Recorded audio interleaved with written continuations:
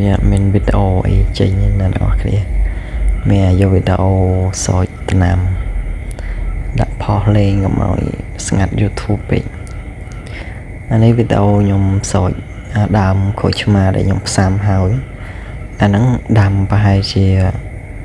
โดยจะបាន3 អាទិត្យចាប់ដើមចេញធួយចេញអីនេះវីដេអូហ្នឹងយើងថតពេលដែលដាំក្រូចឆ្មាហើយនោះវាចេញក្តាប់យើងគ្រាន់តែផ្សាំដូចជាបាន3 អាទិត្យហ្នឹងវាចេញស្លឹកចេញអីវាឈូសស្លឹកចាស់អស់វាចេញធួយថ្មីហើយវាមានចេញផ្កាតែចាំមើលកាន់ផ្លែកាន់ចាំមើលតទៅមុខទៀតអានេះរបស់ផ្សាំវាលឿនអញ្ចឹងណាអ្នកនរយើង